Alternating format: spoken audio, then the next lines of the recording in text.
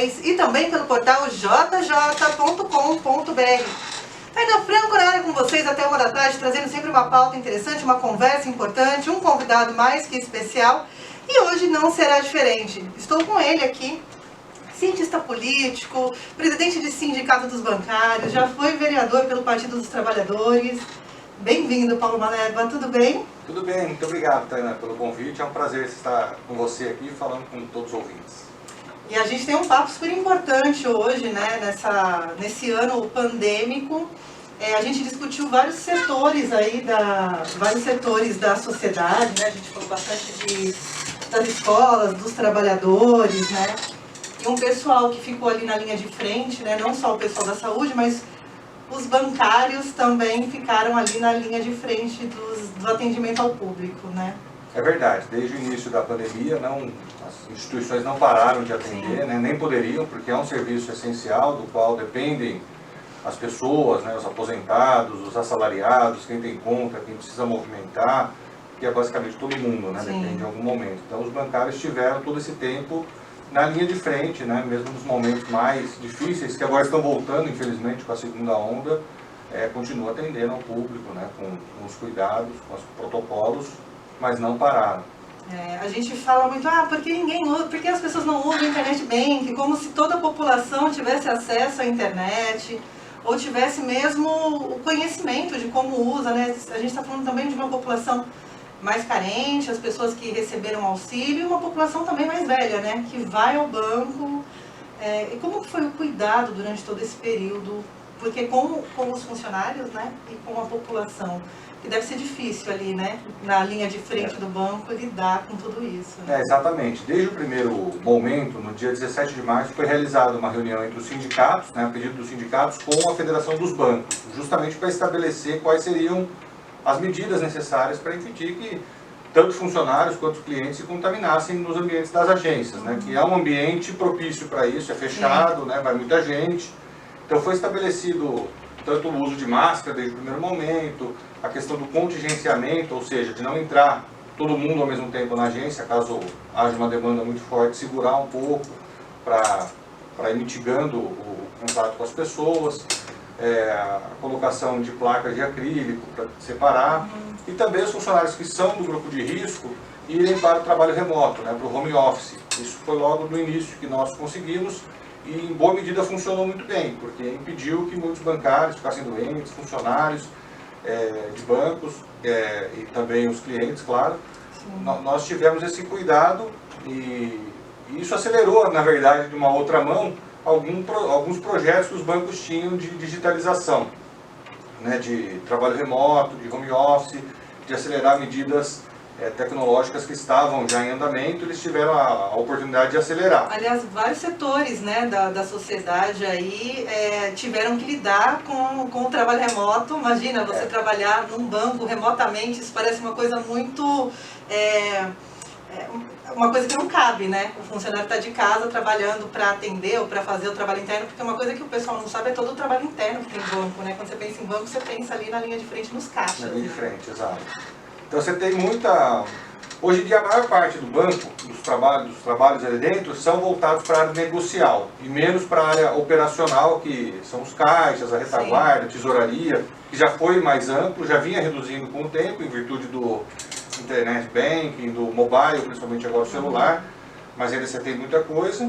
E tem o pessoal da área negocial, que daí usou para fazer, através do VPN, ligações, falar com os clientes de casa, né, pelo telefone do banco, mas a partir da sua casa, pelo chat. Hoje em dia tem sido muito usado o chat, né, nos bancos. Sim.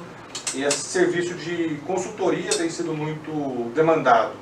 Consultoria para investimentos, para empréstimos, para seguridade, né, para a previdência. A pessoa quer contratar uma previdência, ela tem diversas dúvidas, quer fazer simulações. Então esse tipo de serviço dificilmente é substituído pelos meios aí digitais, né? A pessoa quer conversar, saber sobre opções de investimento, o perfil dela, tudo isso tem muito a ver com a necessidade desse trabalho. Então essa parte foi para o home office, quem precisava, mas a gente viu que mesmo assim é importante o trabalho presencial. Né? Essa é a realidade, porque como você colocou na pergunta anterior, muita gente não está acostumada a utilizar.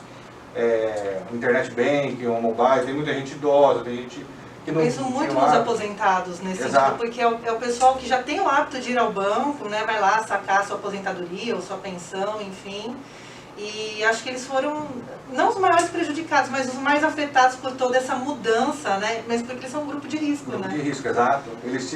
Tanto que um horário inicial dos bancos, das 9 às 10, é voltado ao grupo de risco, principalmente os idosos, para poderem ir sem ter muito contato com outras pessoas. Então é exclusivo deles esse horário. Os demais horários eles podem ir, claro, mas aí é preferencial, como no dia a dia.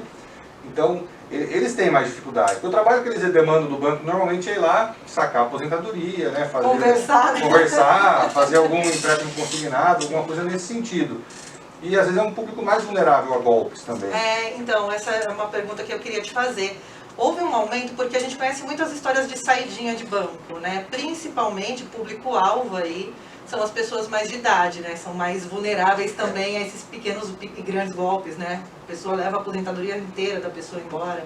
Enfim, teve algum tipo de cuidado com relação a isso, né? Porque as pessoas não poderiam fazer fila dentro dos bancos. Eu lembro de passar em frente aos bancos e estar uma fila do lado de fora do banco, né? As pessoas aguardando para serem atendidas, para não ficar naquele lugar fechado.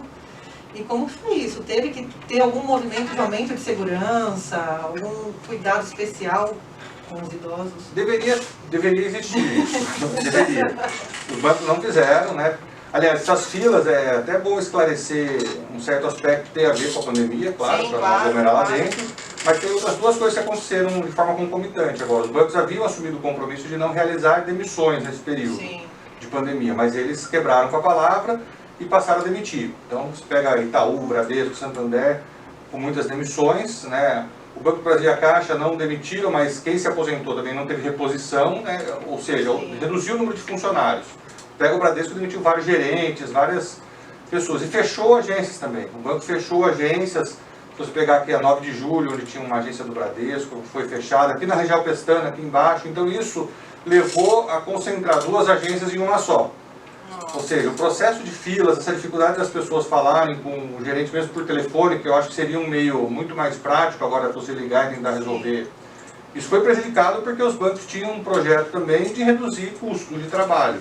Demitindo, fechando prédios, fechando agências, isso aconteceu de forma geral e prejudicou muito o atendimento porque veio concomitante à pandemia, né? Então não foi a pandemia, mas não apenas. Houve mais dificuldade em razão dessa postura que os bancos adotaram e aumentaram os golpes. Sem dúvida, nesse período nós notamos mais gente sendo abordada, né, do lado de fora, mas também dentro das agências, com ligações telefônicas, né? Como está muito confuso o período, a pessoa recebe uma ligação, eles têm cada vez sofisticado mais, né? Eles até mandam um motoboy para pegar o cartão da pessoa na casa dela, contam toda uma história de que a pessoa sofreu um golpe, né? Pedem a senha dela e às vezes a pessoa não tem esse discernimento, né? Eles são bem convincentes também, né? E acabam caindo nesse tipo de golpe. O auxílio emergencial também foi alvo de muitos golpes, porque como ele atingiu 67 milhões de pessoas, o auxílio emergencial do governo federal, o cadastro ele não era tão forte assim, ele não era um cadastro que tinha cópia de documentos, né? Então ele era um pouco mais frágil e isso permitiu com que alguns golpistas conseguissem tirar dinheiro dele, do fundo de garantia que foi antecipado. Todos esses têm sido ressarcidos, a gente tem acompanhado, porque a gente costuma se chamar de sindicato cidadão.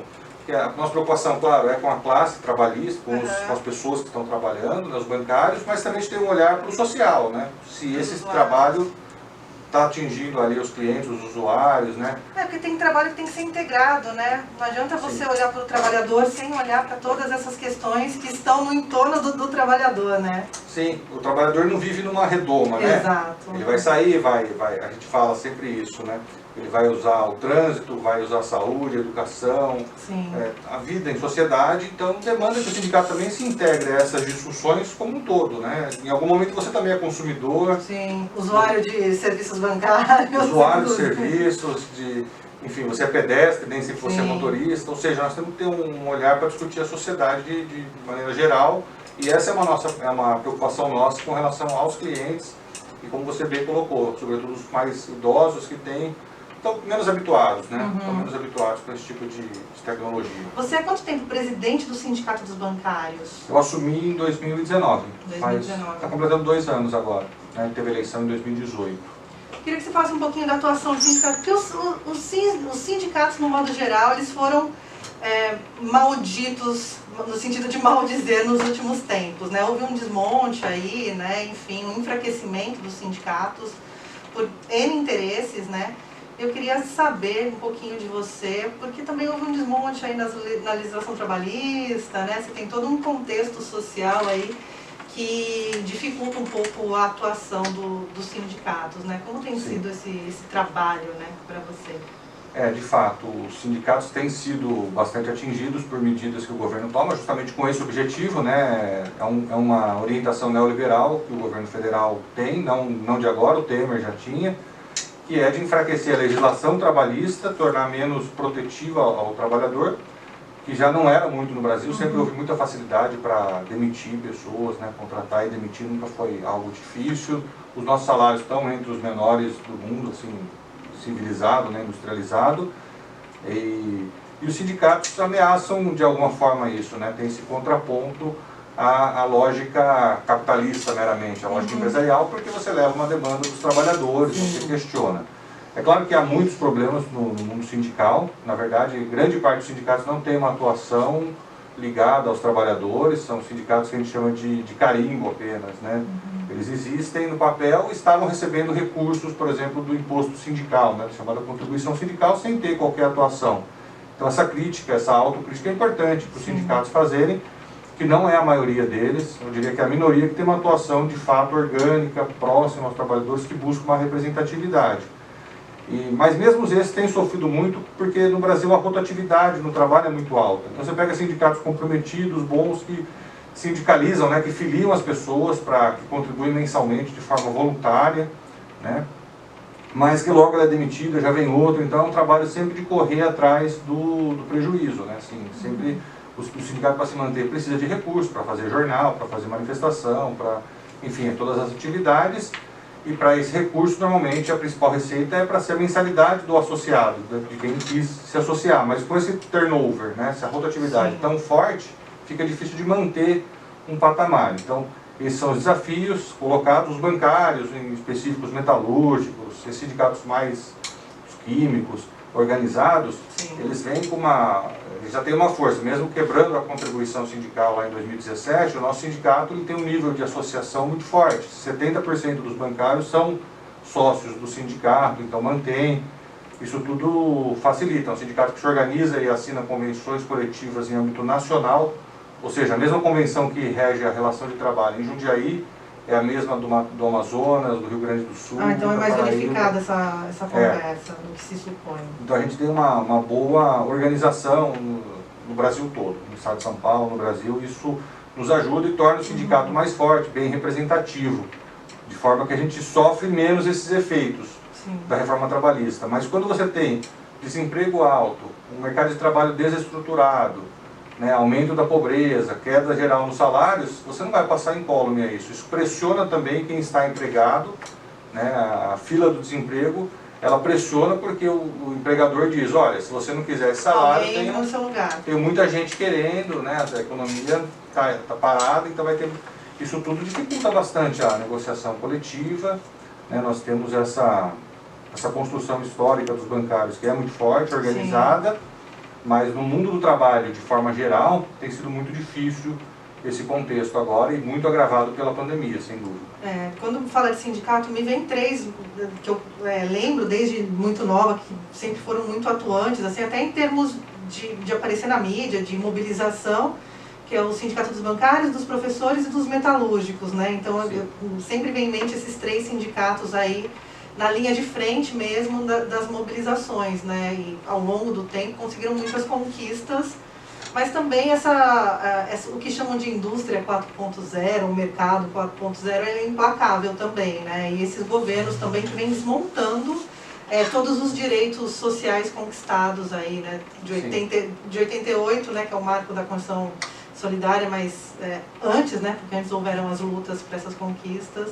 a gente vê esses desmontes acontecendo, né? Sim, muito acelerado nos últimos anos. Inclusive eu escrevi um artigo com 2 colegas da UFRJ, que vai ser publicado agora num livro falando da Covid e a proteção social, Sim. que é justamente mostrando isso, o que aconteceu no Brasil. Você tem um marco que é a Constituição, também não foi concedida de forma gratuita, foi um processo de luta, né, muito Sim. intenso. Os anos 80 foi de florescimento dessa organização coletiva no Brasil, né, pós-ditadura, no processo de redemocratização. E também foi uma forma da galera ali da ditadura atuante sair meio sem questionar o passado, né? Porque daí veio a condição, essa condição que é tão bonita, né? Que as pessoas deveriam ler, inclusive, antes de falar bobagem por aí, mas... E aí a gente só vai discutir os efeitos da ditadura em 2000 e... Quando foi a Comissão da Verdade? 13? 13, 2013. 2013. Em 79 tem a Lei de Anistia, né, Sim. que serviu para proteger também os torturadores, Sim. os que usaram do Estado para perseguir, matar, né, torturar. E depois você tem um florescimento, né, dos partidos, dos sindicatos, dos movimentos Sim. sociais que conseguem pautar novos temas, né, seja no mundo do trabalho, na saúde pública. Né. Você teve aqui um tempo com a Helena Alves, que é uma especialista Sim. em SUS. Ela deve ter trazido provavelmente essa construção que é muito democrática do Brasil. O Brasil tem uma sofisticação democrática que são os conselhos deliberativos, por exemplo, o da saúde, o COMOS, né, o CONDEMA na parte de meio ambiente, que tem um papel fundamental na orientação. Sim. Não é suficiente para impedir muitos danos que acontecem, mas é uma forma de a sociedade participar. Isso tudo é um processo que aconteceu forte nos anos 80, se materializou na Constituição, e de lá para cá perdas e ganhos, né? A elite tentando lidar com tudo isso, né? Você vai, é muito da correlação de forças, né? Nos anos 90 foi desfavorável para os trabalhadores, então teve reformas, tirou-se direitos. Nos anos 2000 para cá a gente conseguiu conquistar, por exemplo, a PEC das domésticas. A década, né? A década. Algo assim, né? A década. Então, a inserção das pessoas negras, das minorias nas universidades, isso tudo foi fundamental. Mas de 2016 para cá, posterior ao impeachment, né, da Dilma Rousseff, você vê que houve um interesse deliberado em desmontar isso, né? Veio a PEC dos gastos para limitar o investimento público em saúde, em educação, em assistência, em todas as áreas. Você tem a reforma trabalhista em 17 e tem a reforma da Previdência em 19. Tudo isso enfraqueceu muito. A hora que você vê com uma pandemia, que você está com um aparato com menos investimento, com menos recursos, com menos gente empregada, porque a informalidade aumentou brutalmente. De 17 para cá, sim. A reforma trabalhista incentivou muito as pessoas a trabalharem sem vínculo. Vem no discurso da falácia liberal também, onde todo mundo, se trabalhar muito, vai ter um lugar ao sol, né? Então as pessoas trabalham com essa cenoura, só que não vai funcionar. É um discurso vai trabalhar precarizado, a uberização do trabalhador, né? Exatamente, a uberização, as plataformas, isso tudo sempre volta, né, com força. Estamos numa época em que as ideias neoliberais, mas com a sua nova roupagem, ela tem uma influência grande no imaginário popular, né? Então, inclusive, trabalhadores que estão precarizados, que estão sofrendo com aquilo, né? Está trabalhando de bicicleta para entregar para o Uber Eats, às vezes ele acha que é um empreendedor, porque essa é uma ideia dominante atualmente nos meios de comunicação. Você vê muitos jornais, grandes jornais, a grande imprensa questionando, criticando o Bolsonaro em vários aspectos, comportamento, política externa, mas na parte econômica, né, na ideologia liberal, muito defensores de toda aquela pauta do Paulo Guedes, do Bolsonaro, de vender, de privatizar, de reduzir direitos, de desregulamentar. Essa pauta não necessariamente é do Bolsonaro, até onde eu me lembro, ele sempre foi muito nacionalista, né? Aquelas ideias que ele trazia do Enéas e tal, né? Isso. E aí, ele, na verdade, ele está servindo, esse discurso dele de comportamento serve para agregar os conservadores, o Brasil conservador liberal, né? Ele conseguiu fazer esse movimento, né? De fato, ele sempre foi bem corporativista dos militares, assim, né? Ele ainda você vê na reforma previdenciária como ele tirou os militares, não foram atingidos. Então ele defendeu sempre grupos, mas de forma oportunística ele trouxe o Paulo Guedes, essa pauta liberal, para atrair um setor do mercado financeiro, da grande imprensa, que sempre apoia essa pauta de interesse dos bancos, sobretudo. Hoje estou com o Paulo Malerba, que além de presidente do sindicato dos bancários, ele também é cientista político pela Unesp. Unicamp. Unicamp. Nossa, por que eu falei Unesp? Unicamp. São estaduais. São estaduais, que também houve um desmontezinho na educação, né? Vamos combinar que as pesquisas científicas também foram bastante prejudicadas por esse novo governo, né? Não só falar de pandemia, mas também pelo novo governo.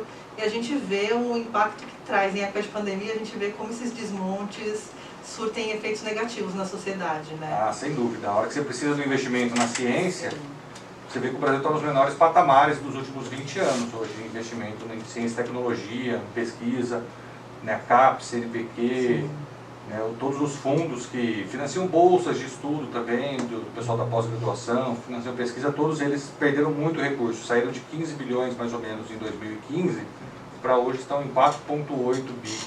Ou seja, estamos trabalhando com 1/3 do que se trabalhava quando o pessoal estava indo para o exterior no Ciência Sem Fronteira, lembra? Sim, toda aquela efervescência que estava acontecendo na ciência no Brasil se perdeu.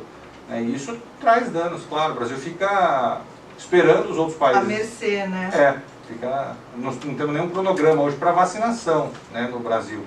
Que, aliás, virou um motivo de guerra política, na verdade, né? Os caras não estão pensando na população hoje, em 2020, 2021, estão pensando nas eleições em 2022, né? É verdade. Virou um cabo de guerra também essa questão da vacina. Da vacina. O João Dória aqui em São Paulo, eu acho que com relação à vacina tem que buscar mesmo, a China é uma parceira aí do Butantan, o Butantan é uma entidade muito séria, reconhecida, mas é indubitável que ele faz as coisas medindo politicamente, tanto que o Estado de São Paulo já vinha tendo uma segunda onda antes das eleições. Sim. Ele esperou, né, para não ter prejuízo aos seus candidatos, para daí, no dia posterior ao segundo turno em São Paulo, dizer que estava grave a situação, coisa que ele havia negado poucos dias antes, para daí fazer medidas mais severas. Eu acho que a segunda onda também teve um impulso significativo por parte de governos que, com olho nas eleições, evitou de tomar as medidas que eram necessárias. Você vê Jundiaí, né? Ficou 15 dias lá no início sem morrer ninguém, em novembro, né? De acordo com o divulgado pela prefeitura. Parecia que estava tudo tão tranquilo. Depois das eleições para cá, mais de 40 pessoas já perderam a vida em razão da Covid-19, que deixa a gente em dúvida se realmente os dados estavam sendo transmitidos de forma com veracidade, né? Não vamos falar porque não há uma prova de que isso não estava acontecendo. Mas levanta suspeitas, porque foi muito rápido, acabaram as eleições e tanta gente ser internada, tantos casos novos por dia e infelizmente tantas mortes também. E a população fica um pouco sem saber qual que é a informação verdadeira. A gente tem também esse escalonamento de fake news, né? Desse outro discurso sobre o Brasil que vem acontecendo, desde o negacionismo científico, né? Fala que terra plana é um não assunto, não é um assunto, não é possível de se conversar sobre isso. Mas houve um embate aí com relação à ciência, com relação à notícia, com relação à informação. E parte da população ainda não acredita. Eu, em Jundiaí, pessoalmente, tive várias experiências de ter contato com pessoas, não contato físico, gente, contato social, né? Mas com pessoas que ainda não estão acreditando na pandemia e acham que Jundiaí está passando por isso brilhantemente. É porque não morreu ninguém da família. Sim. E sempre tem aquela história, e os casos de infarto, e os casos de ninguém morre mais de acidente, né? A gente vê muito isso, esse discurso rolando ainda, né? Tem ainda essa pegada negacionista muito forte, né? Com todas as evidências colocadas, com tudo que está acontecendo. E eu vejo que a segunda onda, não sei se você percebe, Tainã, o pessoal que nos ouve, está mais próximo. Tem muita gente agora mais conhecida da população, assim, das pessoas, né, parente, vizinho, amigo, que está se contaminando, que está indo para o hospital, tem gente morrendo. Eu vejo cada vez menos possível de acreditar num discurso negacionista desse. Você tem as sociedades brasileiras, sociedades médicas, né, de infectologia, tantas outras mostrando dados, falando a respeito, profissionais. Infelizmente também tem profissionais que não são sérios, que ficam vendendo ilusões aí, como tratamento precoce, coisas que não foram em lugar nenhum do mundo feito, quer dizer, não passou dos testes científicos, mas continuam falando muito disso, né? O Bolsonaro se agarrou nessa coisa da cloroquina. Então, e aí saiu um documento do Exército esses dias, né? Falando que, você chegou a ver, saiu um documento, vazaram um documento do Exército falando que a cloroquina nada mais é, que essa quantidade enorme que foi feita de cloroquina e comprado, ao preço que foi comprado, nada mais era do que uma esperança para a população. Não precisava de prova científica, desde que ela fosse uma esperança para a população. Isso é um documento oficial muito grave, né? Gravíssimo. Isso aí é uma irresponsabilidade terrível, né? Eles falam, como um medicamento que tem 60 anos, né, vocês não querem acreditar. Ele tem 60 anos voltado para outras doenças, né? Isso ninguém nega, doenças autoimunes, como lúpus e tal, mas com relação à Covid ficou provado, né? E ele faz uma falsa relação com países da África, né? Que usam remédio para malária e aí essas pessoas não têm Covid. Fala, gente, que falsa relação é essa que ele faz sobre a aplicação do remédio para malária e lá tem pouco caso de Covid. Não tem nada a ver. Eu vi um pastor evangélico falando sobre isso na internet, falando, tá vendo lá, distribuem bastante, por isso que não tem, né? Quer dizer, causa e efeito não tem nenhuma relação ali, né? Não tem nenhum estudo, nenhum. Ele fala, infelizmente convence a muitas pessoas, né? Bom, para o Bolsonaro ter sido eleito, depois que aconteceu isso no Brasil, pode acontecer qualquer coisa também, né? Porque o Bolsonaro chegar presidente com tudo que ele fez a vida inteira, o que ele não fez, né? Sim. E chegar a ser presidente. E chegar como nova política, né? Chegar como a esperança, nova política, depois de 30 anos, botou a família inteira na política, tudo que a gente sabe, a gente fala assim, pode acontecer qualquer coisa agora, que as pessoas estão acreditando nesse tipo de discurso, né? Está muito complicado essa Eu me sinto uma idiota, uma imbecil, realmente, quando eu escuto o discurso dele falando, acabei com a Lava Jato, eu tenho todas as críticas com relação à Lava Jato na vida. Acabei com a Lava Jato porque a gente não precisa mais, porque a gente está 2 anos sem corrupção. É tanta informação ali que me gera um sentimento de revolta. Que eu falo, gente, como as pessoas não estão nas ruas, assim? Eu sei, porque tem uma pandemia, né? Mas, sim, nesse momento sim. Mas é muito grave uma pessoa virar público, um chefe de Estado, né? É demais, virar assim, público e... É muita mentira, um escárnio, né? Um escárnio com a população. É uma narrativa que ele constrói, repete, né? E as pessoas, muitas delas levam a sério isso, né? Essa questão, não morre ninguém de mais nada agora, mas com base em quê, né? A pessoa diz isso. Claro que as pessoas continuam morrendo de acidentes, de infarto, de AVC, mas nós temos uma doença que não existia há 1 ano e que já vitimou quase 200 mil brasileiros, né? Não dá para você dizer que é a mesma coisa das outras que já vem sendo estudada, que já tem tratamento, já tem uma série de procedimentos sendo realizados. É uma questão, são doenças crônicas, tá? Com uma doença nova que surgiu sem nenhuma, ninguém esperava por ela, assim, e está dizimando. E mesmo porque é uma doença que agrava outras doenças, outras comorbidades, né? Não morreu de câncer, estava fazendo tratamento de câncer, está com imunidade baixa, pegou Covid, morreu em decorrência claro. Né, do Covid também, né? Então as pessoas não entendem, né, essa questão relacionada à Covid, de tanta desinformação que rolou. As pessoas têm um baixo, não todos, claro, mas muita gente tem um baixo conhecimento da ciência, da biologia, por isso que é importante na escola, fala, para que a gente estuda biologia, para que a gente estuda química, porque nessas horas a gente vê como é importante ter conhecimentos básicos de ciência que você não acreditaria em certos mitos, né? Já alguém falou, tomar limão é bom para prevenir porque o sangue fica alcalino, ou ácido, não é? Exato, Altas receitas. E daí você vai ver, assim, não tem pé nem cabeça, né? Tá fora, inclusive, da escala, né, possível de acidez, de alcalinidade, né? Tá acima de 14, então assim, é 25, né? As pessoas compram, dão um número, ninguém vai verificar, né? Eu falo, mas quem estudou um pouco sabe que essa escala vai até 14, né? 7 é neutro, acima dele é básico e abaixo é ácido, né? Mas assim, é 25, e a pessoa compra porque também falta esse entendimento melhor da ciência, né? Isso prospera com a falta de conhecimento de alguns assuntos, sabe? E é interessante, né, que tenho amigas que compram shampoos com DNA, não sei que muda o DNA do cabelo, mas não vai tomar vacina porque a vacina vai alterar seu DNA. Então eu falo, gente, ok, o shampoo, que é impossível, não é um shampoo que altere o DNA e você vai lá e fala da vacina. Então as pessoas realmente precisam buscar informações em lugares corretos. A gente está falando aqui do corona porque ela também traz esse negacionismo, tudo isso que a gente está vendo em meio à pandemia, ela vem de um contexto social e político e econômico no Brasil. As pessoas estão desesperadas, né? Com falta de emprego. Isso não foi por conta da pandemia. A pandemia só agravou, né, e jogou na cara de todo mundo essa desigualdade social que a gente vive, né? Mas não é um fenômeno de 2020. Isso vem sendo desconstruído, né? Esse abismo ele vem sendo reconstruído ao longo dos últimos 3, 4 anos, né? Eu acredito que é isso mesmo também, viu? Não é uma coisa... Também, claro, não é só do Brasil. A gente viu que o Trump fez muito isso nos Estados Unidos, se elegeu com base em muitas dessas histórias, sabe? Relacionando causa e efeito, mas de coisas que não tinham sentido, né? Jogando fake news mesmo.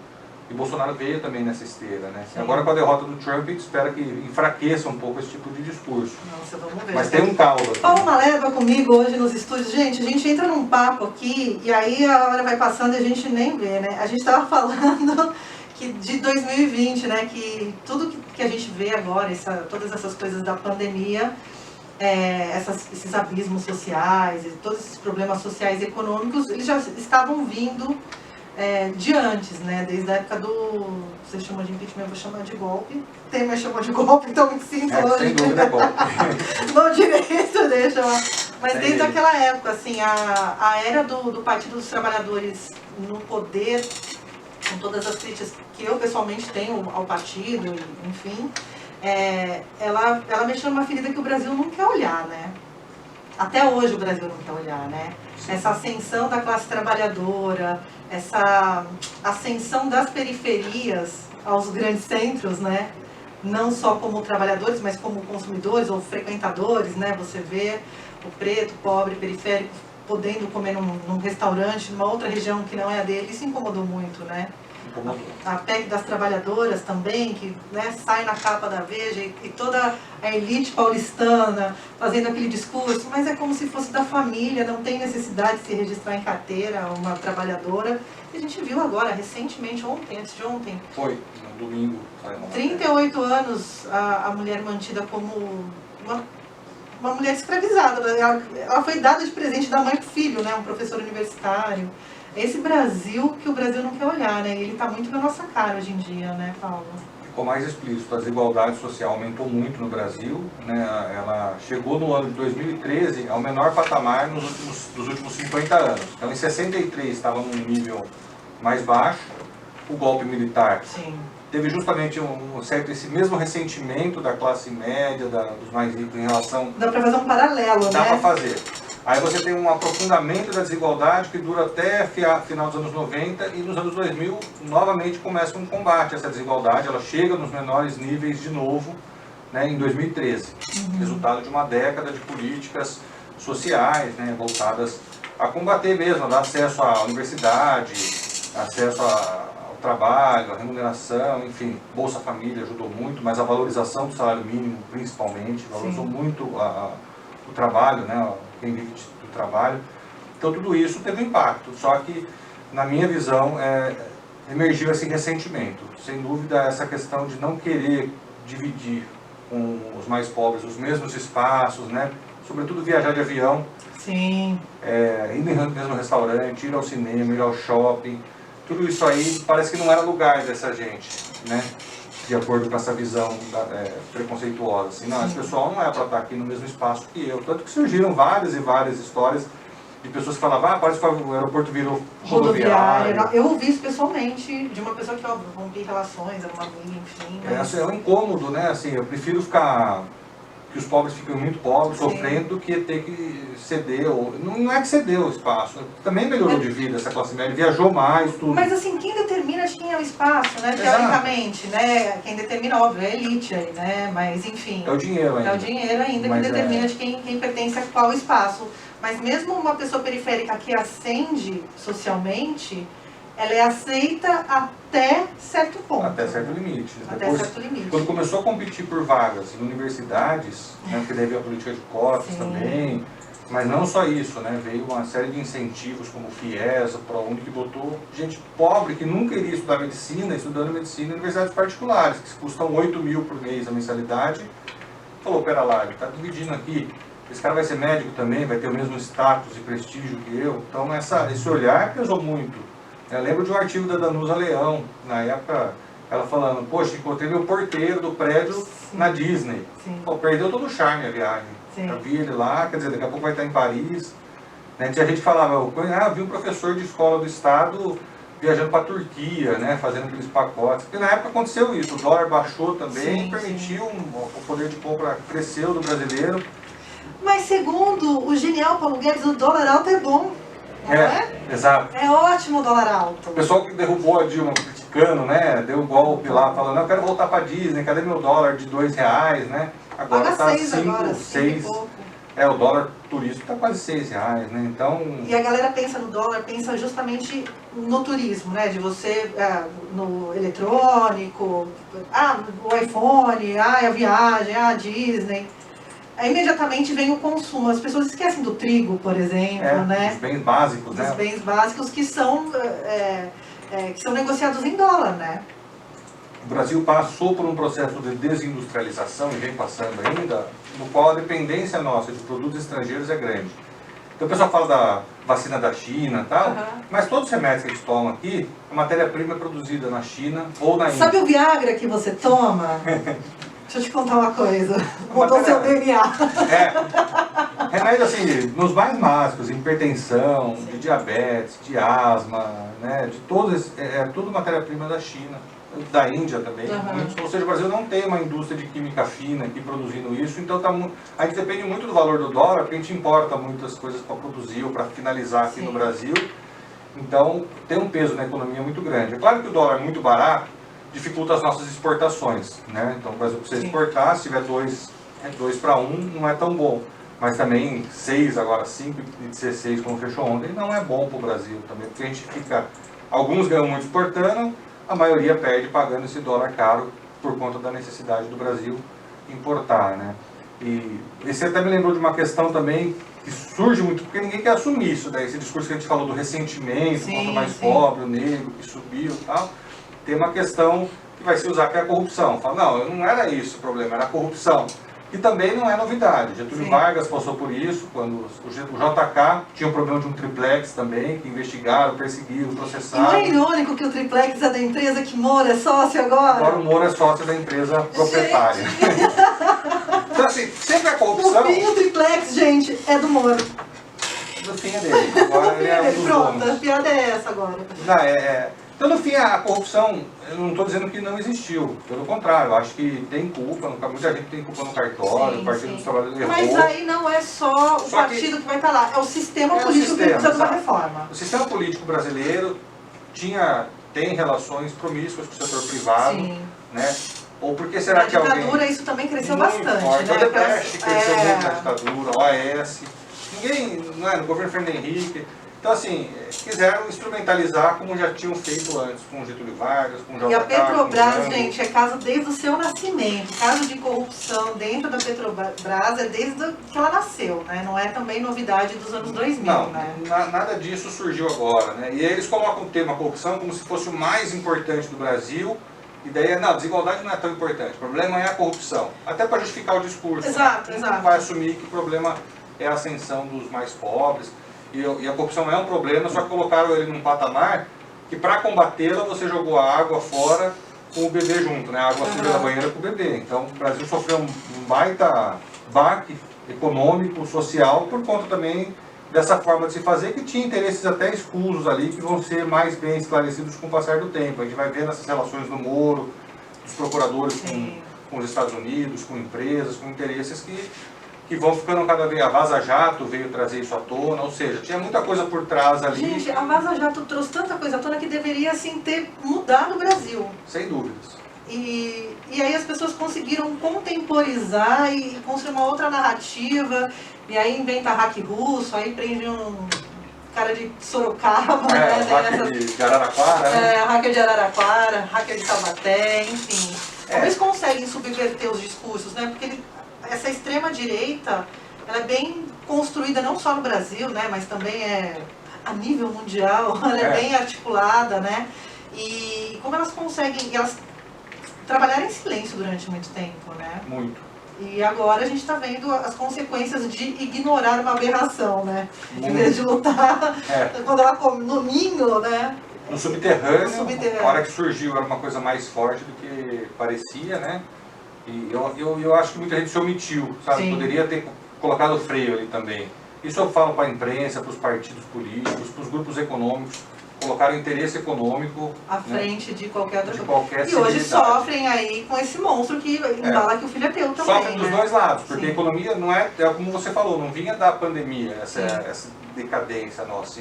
A recuperação era muito lenta em 17, em 18, em 19... já vinha dando sinais de enfraquecimento, né, da demanda, do desemprego. Mas isso também é uma característica do capitalismo, né? Vamos combinar que isso não a gente vive no capitalismo, né? Enfim, as relações são pautadas aí pelos interesses do capitalismo e o capitalismo tem esse ciclo, né? Então não tem como a gente fugir muito. Crises constantes, mas dá a impressão que a pandemia que jogou água na questão do Bolsonaro. E, na verdade, já vinha com muita dificuldade e sem uma política clara, né? Sem um horizonte. Paulo Maleba hoje comigo nos estúdios, aqui nesse finalzinho de programa. Eu ia fazer uma pergunta no começo e não fiz. Você tá bem? Como você tá? Porque a gente sabe que o Brasil não tá muito bem, mas como você, Paulo Maleba, pessoa física, está? Eu estou bem, assim. Tenho trabalhado durante todo esse tempo, né? Inclusive indo visitar as pessoas aí nos locais de trabalho, conversar com o nosso trabalho, mas sempre com muito cuidado e até agora tenho passado bem. Acho que sofri um pouco mais no começo, assim, senti muito baque, mas me estabilizei, estou acho que lidando melhor com essa situação. E eu vejo que no Face também você é bastante ativo, né? Você sempre traz muita informação e muitas reflexões, julgo eu, né? Aqui, com muita qualidade, né? Esse debate nas redes ainda é importante, né? Apesar da gente falar, rede social só tem lixo, só tem isso, só tem aquilo. É importante ainda estar presente, né? Eu acho que é importante até fazer um contraponto às vezes, porque tem muita gente que segue a gente porque gosta, né? Então já está meio que numa certa bolha nossa, mas também a gente trazer informação nova para quem está na nossa bolha é importante porque ajuda no diálogo. Eu acho, por exemplo, que o Brasil tinha uma grande chance agora nessa crise para se financiar, instituir o imposto sobre grandes fortunas, o imposto sobre dividendos. Você do HB20 branco parcelado e do apartamento Minha Casa Minha Vida parcelado, você não está aí entre essas pessoas taxadas, entre as grandes fortunas. Vamos lembrar disso, que é importante, né? Porque tem uma classe média alta que se acha... Que acha que vai afetar, né? Se tributar mais a herança, as grandes heranças vai pegar a minha, né? Que é uma casa própria dos meus pais, né? Não é nada disso, né? Então, eu acho que é importante trazer esses debates justamente para fomentar um entendimento. Um entendimento das pessoas, assim, trazer novos argumentos, que daí que vai conversar, você tem outros argumentos para poder dialogar, enfim.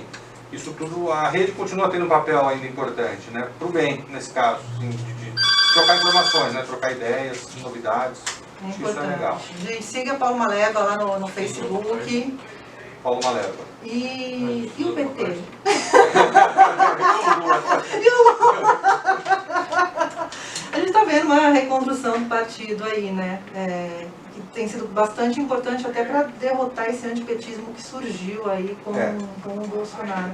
Só para encerrar, o que você acha da frente única? Eu acho importante, necessária.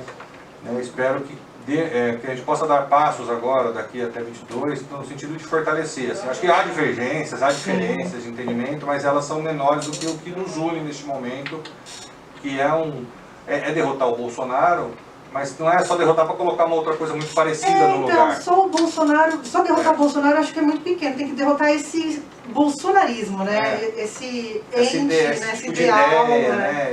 Destrutiva até o Brasil. Então, nós temos grandes lideranças nacionais, né, na esquerda, a gente viu aí o Boulos fazendo uma bela campanha em São Paulo, você tem o Lula, claro, no PT, que ainda é a maior força da esquerda, mas você tem o Ciro Gomes, você tem o pessoal do PCdoB, a Manuela, muito bem, do PSB, ou seja, eu acho que tem do PSOL, você tem muitas forças que podem estar juntos, dialogar, sentar, né, falar o que nos une, vamos colocar na mesa quais são os projetos em comum, porque eu acho que... Não há uma hegemonia dentro da esquerda, o pessoal fala esquerda e coloca todo mundo no mesmo pacote, não há uma hegemonia dentro da esquerda, né? Não é todo mundo igual, né? Você tem, não é um bloco monolítico, né, vamos dizer. Você vai ter divergências, assim, críticas internas, né? O PSOL sempre foi, por exemplo, crítico aos governos do PT, uma oposição pela esquerda, mas sempre democrática. Eu acho que sempre é bom você ter também isso, gente que puxa para cá para você saber o seu lugar, senão você começa a cair muito para a direita, opa, não, peraí, essa crítica é justa. E eu acho que isso tudo tem que ter esse grau de maturidade e de desprendimento, de grandeza para você realmente mudar o Brasil, senão nós vamos caminhar para essa... Vou continuar caminhando para esse abismo. Para esse abismo. De repente sair ele entre um Dória no lugar. pode falar, não é tão ruim nas pautas conservadoras, no comportamento, mas assim, na essência é muito parecido, né? É tirar dos mais pobres para dar para o mais rico, né? Não é mudar o sistema tributário, não é mudar a desigualdade, não é combater... A reforma tributária é necessária, mas uma boa reforma, né? Quando a gente fala de reforma, a gente tem que pensar também. Tem que pensar. Que de repente, né, entre uma reforma como a reforma da Previdência foi feita, né? De qualquer jeito. Tem que ser uma reforma justa, né? Que deixe o Brasil um pouco menos desigual, e não é isso que esse pessoal está defendendo, né? Sim. Por isso que nós temos que estar junto para propor algo diferente que seja positivo mesmo. Gente, ó, seguinte, acabou nosso horário aqui, vai ter foca, não vai ter foca, né? Vai ter música depois. Porque hoje, gente, falhei.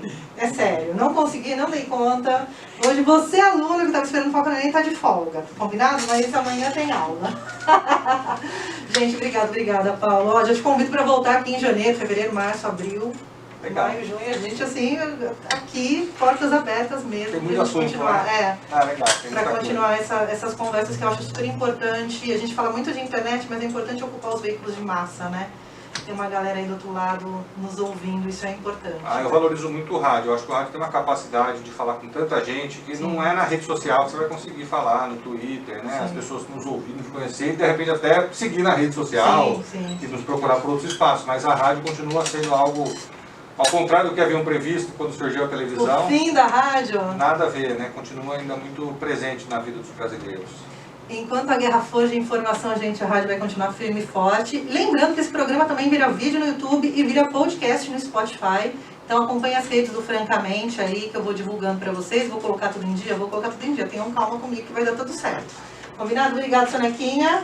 Se não tiver mais Feliz Natal, se espirrar saúde, roubando aqui o Adilson Predo. E é isso aí, galera. Amanhã eu não tô de volta. Vejo vocês aí. Eu aviso nas redes, tá bom? Um beijo, fiquem bem, bebam água e lutem contra o sistema. Tchau. Francamente, com Tainã Franco.